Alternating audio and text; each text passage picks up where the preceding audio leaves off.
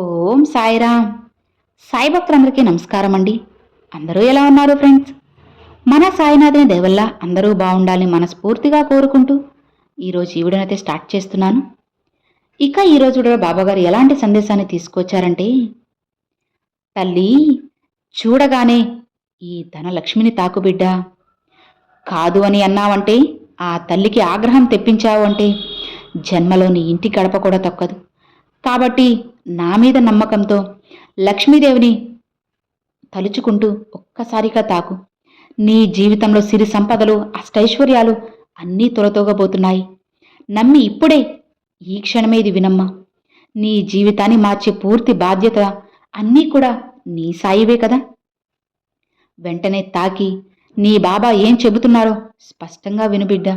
జీవితం ఖచ్చితంగా మారుతుంది అని బాబాగారితో చెప్తున్నారండి.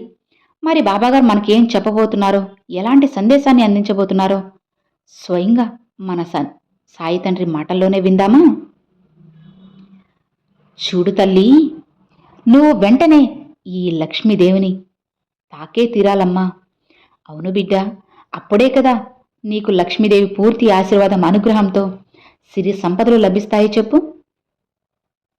చూడమ్మా, ఈ లోకంలో ఉన్న ప్రతి ఒక్కరికి డబ్బు అనేది చాలా అవసరం. డబ్బు కంటే ఈ ప్రపంచంలో ముఖ్యమైనది ఒకటి చెప్పమంటావా? అవి ఏదో కాదమ్మా, ముఖ్యమైనది నీకు నువ్వే. అవును తల్లి, ఎందుకంటే ఏమి ఆశించి భగవంతుడు నిన్ను ఈ భూమి మీదకి పంపించాడో తెలియదు. కానీ ఈ ఉన్న ఆత్మని సంతోషంగా ఉన్నాళ్ళు ఉంచడం, ఆనందంగా ఉండడం, ఆ ఆత్మను కష్టపెట్టకుండా ఆ ఆత్మ ఎప్పుడూ కూడా నవ్వుతూ ఉండేలా చూసుకోవడం నీ బాధ్యతే కదా. నీ మనశ్శాంతిని నువ్వు చూసుకోవడం, నీ ప్రశాంతతను నువ్వు చూసుకోవడం నీకు చాలా అవసరమే కదా. ఇది నువ్వు తెలుసుకోవాలమ్మా. ఉన్నవాళ్ళు మనిషికి డబ్బు మీద ఆశ అనేది ఉండడం సర్వసాధారణమైన విషయమే. అంతేకాదు బిడ్డ, ఎప్పుడు పోతామో తెలియని ఈ జీవితాలలో ఎన్నో కోపతాపాలు, కుళ్ళు కుతంత్రాలు, ఆరాటాలు, ఆవేశాలు, ఎన్నో పగలు, ప్రతీకారాలు, ఈర్షలు, అసూయలు, ఇలా ఇవన్నీ కూడా మనిషిని వెంటాడి వెంటాడి పతనం చేస్తూ ఉంటాయి. మనిషి ఎప్పుడూ కూడా సంతోషంగా సకల సంపదలతోటి నిండు నూరేళ్లు అష్టైశ్వర్యాలతో హాయిగా వర్తిల్లాలి అంటే ముందు ఆ మనిషి జీవిత సత్యాన్ని గ్రహించాలి కదా. బిడ్డా, ఎవరైతే అసలైన జీవిత సత్యాన్ని గ్రహించగలరో వాళ్ళకి ఎప్పుడూ కూడా చలనం అనేది ఉండదు. అసలు ఏం చెబుతున్నారో బాబా, మీరు ఏం చెప్పదలుచుకున్నారో నాకు ఏమాత్రం అర్థం కావడం లేదు అని నువ్వు అనుకుంటున్నావు కదా. అయితే ఇది చివరి వరకు పూర్తిగా నువ్వు విని అర్థం చేసుకున్నావు అంటే నా ఈ మాటల వెనుక ఉన్న ఆంతర్యం ఏమిటో నీకు అర్థమవుతుంది. ఇది నీకు నేను ఒక చిన్న కథ రూపంలో తెలియజేస్తాను, వింటావు కదా. చూడమ్మా, ఒక ఊరిలో చిన్న కుటుంబం. ఆ కుటుంబంలో భార్య, భర్త, ఒక చిన్న పిల్లవాడు. వాళ్ళిద్దరికీ కలిగిన ఒకే ఒక సంతానం. అయితే తండ్రి రాళ్ళు కొట్టుకొని ఆ రాళ్ళని వాటితో శిల్పాలను తయారు చేసే వ్యక్తి. ఇక వాటితో వచ్చిన డబ్బులతోనే తన కుటుంబాన్ని పోషించుకుంటూ ముందుకి జరుపుకుంటూ వస్తున్నాడు. అలానే ఒకరోజు రాళ్ళు కొట్టడానికి అని చెప్పి అడవిలోకి వెళ్ళాడు. అలా రాళ్ళు కొడుతూ ఉండగా ఒక బండరాయి పక్కన ఒక గుండ్రంగా ఏదో తలతలమని మెరుస్తూ ఉండేది. అది ఒక అద్భుతమైన రాయి. కళ్ళకి చూడగానే ఆకర్షించేటటువంటి ఉన్నట్టు రాయేది. ఇక ఆ రాళ్ళు కొట్టే వ్యక్తికి అసలు ఆ రాయేదో చాలా బాగుంది చూడ్డానికి, మన ఇంటికి తీసుకొని వెళ్దాము అని చెప్పి ఆ రాళ్ళు కొట్టే పని అంతా కూడా పూర్తిగా ముగించేసుకొని తను తిరిగి వెళ్ళేప్పుడు ఆ రాయిని పట్టుకుని ఇంటికి వెళ్తాడు. ఇక రాయిని ఇంట్లో ఒక కిటికీలో పెడతాడు. తెల్లవారిన తర్వాత భార్య ఆ రాయిని చూసి, అబ్బా ఇది చాలా బాగుంది, మా ఆయన ఏదో రాయిని కొట్టి తీసుకొచ్చాడు, ఆ రాయి ఎందుకు ఉపయోగపడుతుందో అడిగి తెలుసుకుందామని చెప్పి పరుగు పరుగున వాళ్ళ భర్త దగ్గరికి బయలుదేరి, ఏవండి ఈ రాయి ఎందుకు తీసుకొచ్చారు అని ఆమె అడుగగా, ఏం లేదులే, ఒక కొండను కొడుతూ ఉంటే అది ఆసక్తిగా చూడడానికి అందంగా కనిపించింది. అందుకే అందుకే ఇంటికి తీసుకువచ్చాను. నీకు కావాలంటే వాడుకో అనగానే, అవునా, కుంకుడుగాయలు కొట్టుకోవడానికి రాయి లేదు అని ఎన్నో రోజుల నుంచి బాధపడుతున్నాను. ఇది చాలా చక్కగా ఉంది. దీన్ని నేను కుంకుడుగాయలు కొట్టుకుంటాను అని చెప్పి కుంకుడుగాయలు కొట్టుకుందామని రాయిని తీసి దాచిపెట్టుకుంటుంది. ఇక తరువాత కాసేపటికి ఆడుకోవడానికి బయటికి వెళ్ళిన కొడుకు ఇంటికి వస్తాడు. ఇక ఆడుతూ ఉండగా ఇంట్లో రాయి కనిపిస్తుంది. అది చూడగానే కొడుకు కూడా చాలా ఇష్టంగా మెరుస్తూ అదొక అద్భుతమైన రాయిలాగా ఆహ్లాదకరంగా తనకి కూడా అనిపించేసరికి, అమ్మా, ఈ రాయి ఏంటి, ఇది భలే ఉంది, ఎక్కడిది అనగానే, మీ నాన్నగారు కొండల దగ్గర నుంచి తెచ్చారు, కుంకుడుగాయలు కొడదామని పక్కన పెట్టుకున్నాను అని అంటారు. ఇక ఆ కుంకుడుగాయలు కొట్టడానికి నేను వేరే రాయి తెచ్చిస్తానమ్మా, నాకు ఈ రాయి ఇవ్వు, నేను బయట తీసుకుని వెళ్ళి ఆడుకుంటాను అని చెప్పి ఆ రాయిని తీసుకుని బయటికి వెళ్ళి ఆడుకుంటాడు. ఇక అలా ఆడుకుంటూ ఉంటే అటుగా ఒక పీచు మిఠాయి అబ్బాయి వస్తాడు. ఆ పీచు మిఠాయి అమ్ముకుంటూ వస్తుండగా డబ్బులు ఉన్న పిల్లలు కొనుక్కుంటారు. ఈ అబ్బాయి దగ్గరేమో రాయి ఉంది. ఆ పీచు మిఠాయి కొనుక్కోవాలని చెప్పి రాయి చేతిలో పట్టుకొని చూస్తూ ఉంటాడు. ఇక ఆ అమ్మే వ్యక్తి ఆ కళ్ళు కూడా ఆ రాయి మీద పడతాయి. ఇక ఆ రాయి మీద పడి ఆ అబ్బాయిని దగ్గరికి పిలిచి, ఇలారా, ఈ రాయి ఎక్కడిది, నీకు ఈ రాయి చాలా చక్కగా మెరుస్తుంది, అందంగా ఉంది, ఇది నాకు ఇస్తావా, నేను నీకు పీచు మిఠాయి ఇస్తాను అని అంటాడు. ఇక ఆ పీచు మిఠాయి అంటే ఆ పిల్లాడికి ప్రాణం. దానికోసంగా ఆ అబ్బాయి ఏదైనా చేస్తాడు. ఇక అప్పటికి అతని నోరు ఊరిపోయి పీచు మిఠాయిని వెళ్ళి చూస్తూ ఉంటే వెంటనే రాయిచ్చి అది తీసుకుంటాడు. ఇక తను అటుగా వెళ్తూ ఉంటే ఒక అతను ఆపుతాడు. పీచు మిఠాయి కోసం ఆపి ఆ రాయి వైపు అతను కన్ను పడుతుంది. ఇక అతను, అసలు ఈ రాయి ఏంటో చాలా బాగుంది, మరి ఈ రాయి ఎక్కడిది, నీకు ఈ రాయి నాకు ఇస్తావా అంటే, భలేవాడివే, నేను పిల్లోడి దగ్గర తీసుకున్నాను, పీచు మిఠాయి ఇస్తే నాకు ఇచ్చాడు అని అంటే, అలా కాదులే, నేను నీకు 5 రూపాయలు ఇస్తాను, 5 రూపాయలు ఇస్తే నువ్వు నాకు ఈ రాయి ఇచ్చేసేయి అని చెప్పి అనగానే, అప్పటి రోజుల్లో రూపాయి అంటే చాలా విలువైన రోజులు. ఆ రోజుల్లోనే 5 రూపాయలంటే గొప్ప విషయం. అయితే 5 రూపాయల సరే అని చెప్పి క్షణం కూడా ఆలోచించకుండా అతను ఆ రాయిని తీసుకుని వాళ్ళకి ఇచ్చేస్తాడు. ఇచ్చేసి 5 రూపాయలు తీసుకొని తను వెళ్ళిపోతాడు. ఇక తను మాత్రం ఆ రాయి పట్టుకొని అటుగా చూస్తూ చక్కగా వెళ్తూ ఉండగా, ఈలోపు చిత్తు కాగితాలు అమ్ముకునే వ్యక్తి, ఈ ప్లాస్టిక్లు, చిత్తు కాగితాలు ఇవన్నీ కూడా అమ్ముకునే వ్యక్తి ఉంటారు కదా, ఇక అతని అటుగా వెళ్తూ ఉంటాడు. ఇక అతని కళ్ళు కూడా ఆ రాయి మీద పడ్డాయన్నమాట. ఏదో మెరుస్తూ ఉంది అని చెప్పి చిత్తు కాగితాలు అమ్ముకునే వ్యక్తి కళ్ళు కూడా పడతాయి.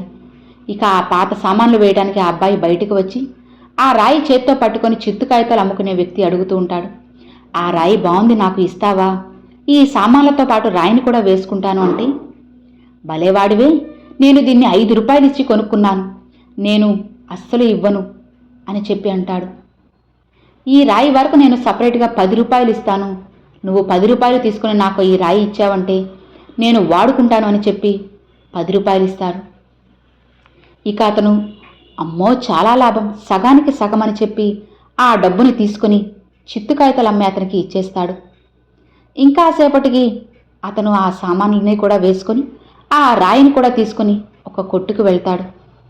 అక్కడ ప్లాస్టిక్ సపరేట్గా, పేపర్లు, అట్టముక్కలు సపరేట్గా ఇలా డబ్బులు తీసుకుంటూ ఉంటారు. అలా అమ్మటానికి అని చెప్పి ఒక షాప్కి వెళ్తాడు. ఇక అక్కడ తీసుకునేటప్పుడు ఆ కొట్లో ఒక అబ్బాయి ఆ రాయి వైపే చూస్తూ ఉంటాడు.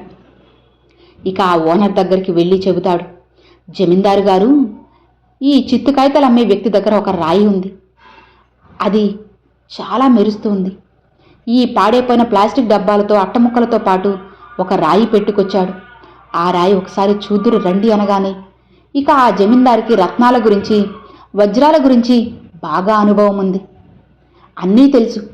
ఇక సరే అని చెప్పి ఇక ఆ అబ్బాయి చెప్పేసరికి త్వరగా లెగిసి ఆ రాయిని పట్టుకొని చూస్తాడు. అసలు ఎక్కడిది నీకు ఈ రాయి అని విచిత్రంగా ఉంది అంటాడు.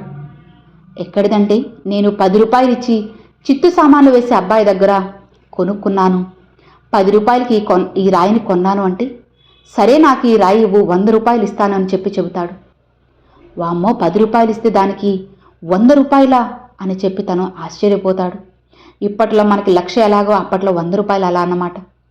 సరే అని ఆ జమీందారు దగ్గర 100 రూపాయలు తీసుకొని అతను ఆ రాయిని ఇచ్చేస్తాడు. ఇక ఆ రాయిని జమీందారు బాగా సానపెట్టి అదంతా కూడా భూతద్దాలలో వేసి పెట్టి చూస్తూ ఉంటాడు. అది ఒక వజ్రమని గ్రహిస్తాడు. ఇక ఆ ఊరిలో కాకుండా వేరే పక్క దేశానికి పోయి వజ్రాలు కొనుక్కునే షాప్ దగ్గరికి వెళ్ళి దాని విలువ ఎంత అని అడగగానే అది కొన్ని 100 కోట్లు అని పలుకుతుంది.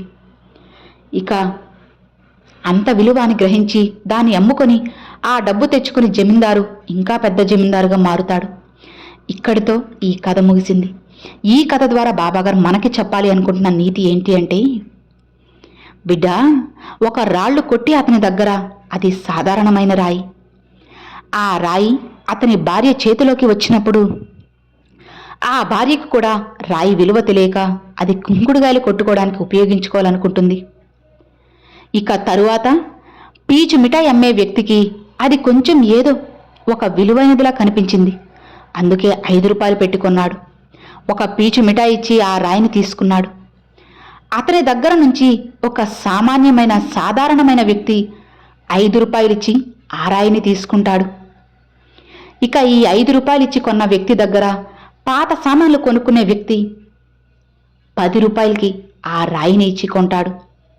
ఇక ఆ 10కి అతనికి రాయి తీసుకొని ఆ చిత్తు కాగితాలు పాత సామాన్లు కొనే అతని దగ్గర నుంచి 100 రూపాయలు ఇచ్చి జమీందారు ఆ రాయిని తీసుకుంటాడు. అయితే ఇక్కడ రాయి మాత్రం ఒక్కటే, కానీ ఆ చూసే దృష్టికోణం బట్టి, మనిషికున్న విలువ ఏకాగ్రతను బట్టి, మనిషికి ఉన్న నాలెడ్జు తెలివితేటలను బట్టి ఆ రాయి ఎవరి చేతిలోకి వస్తే ధర ఎక్కువగా పలికింది, జమీందారు దగ్గరికి వస్తే ధర ఎక్కువగా పలికింది. అలానే బిడ్డ, కొంతమంది వ్యక్తులకు నువ్వు ఎందుకు అసలు ఏమాత్రం పనికిరాని వ్యక్తిగా కనిపించవచ్చు. మరికొంతమంది వ్యక్తులకు కాస్త ఉపయోగపడే వ్యక్తిగా కనిపించవచ్చు. ఇంకొంతమంది వ్యక్తులకు ఇంకాస్త ఉపయోగపడే వ్యక్తిగా నువ్వు కనిపించవచ్చు. ఇక్కడ ఎవ్వరూ కూడా నిన్ను 1 రూపాయి ఇచ్చో లేదా 10 రూపాయలు ఇచ్చో కొనుక్కోవాలని అస్సలు అనుకోరు. ఎవ్వరూ కూడా నీకు విలువని అస్సలు కట్టరు. అలా నీకు విలువ కట్టకపోయినప్పటికీ కూడాను నీకు నువ్వు విలువనిచ్చుకోవాలమ్మా. ఈ కథలోని సారాంశం కూడా ఇదే బిడ్డ. కథలోని సారాంశం నీకు అర్థమైంది కదా తల్లి.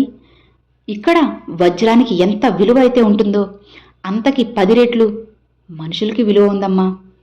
అదే మనిషి తనకి తాను విలువ ఇచ్చుకొని, తన తెలివితేటలను పెంచుకొని, తాను కృషి చేసి పట్టుదలగా ఏదైనా సాధించాలి అనుకుంటే, ఈ భూమి మీద మనిషికి మించిన తెలివితేటలు ఉన్న జీవి మరొకటి లేదు కదా బిడ్డ. అందుకేనమ్మా, నీ జీవితంలో లక్ష్మీదేవి స్థిర నివాసం ఉండాలి అంటే నీకున్న తెలివితేటలను, శక్తి సామర్థ్యాలను నువ్వు ఖచ్చితంగా ఉపయోగించుకోవాలి తల్లి. నీకున్న తెలివితేటల్ని నువ్వు చక్కగా ఉపయోగించుకొని వాటి విలువని అర్థం చేసుకుని ముందుకు వెళితే నువ్వు కోరుకున్నట్లుగానే లక్ష్మీదేవి ఆశీర్వాదం, అనుగ్రహం నీకు తప్పకుండా కలుగుతుంది. అందుకే బిడ్డ, కష్టపడు. నీ యొక్క లక్ష్యం వైపు దృష్టిని మలచకుండా నీ లక్ష్యం వైపే నువ్వు ఏకాగ్రతను చూపిస్తే ఖచ్చితంగా నువ్వు అనుకున్నది అనుకున్నట్లు సాధిస్తావు. చూడమ్మా, మనిషి ఎంత కష్టపడినప్పటికీ కూడా ఆ మనిషికి ఆవగింజంత అదృష్టం అనేది కూడా ఉండి తీరాలి. ఆ అదృష్టాన్ని నేను నీకు ప్రసాదిస్తాను. లక్ష్మీదేవిని నువ్వు ఎంతో భక్తి శ్రద్ధలతోటి ఈరోజు ధనలక్ష్మిని తాకావు కదా. కాబట్టి బిడ్డ, ఇక నీకు అమ్మవారి అనుగ్రహంతో, నీ సాయి ఆశీర్వాదంతో జీవితం మారబోతుంది. అలానే ఒక శుక్రవారం నాడు అమ్మవారికి నేతి దీపాన్ని వెలిగించు. నీకున్న అష్ట కష్టాలు, దరిద్ర బాధలు అన్నీ కూడా తొలగిపోతాయి. నువ్వు పట్టిందల్లా బంగారం అవుతుంది తల్లి. జీవితమే సంతోషమయమవుతుంది. అర్థమైంది కదా. ఇక సంతోషంగా ఉండు బిడ్డ, నీ జీవితం ఖచ్చితంగా మారుతుంది అని బాబాగారైతే చెప్తున్నారండి. సో చూశారు కదండి, ఈరోజు బాబాగారు పంపించిన ఈ మంచి సందేశం మీ అందరికీ ఎంతో బాగా నచ్చింది అని అనుకుంటున్నాను. నచ్చితే ఒక చిన్న లైక్ చేయండి, మరికొంతమంది సాయి భక్తులకు షేర్ చేయండి. ఫస్ట్గా మన ఛానల్ చూసేవాళ్ళు సబ్స్క్రైబ్ చేసి సపోర్ట్ చేయండి friends. Thanks for watching. Om Sairam.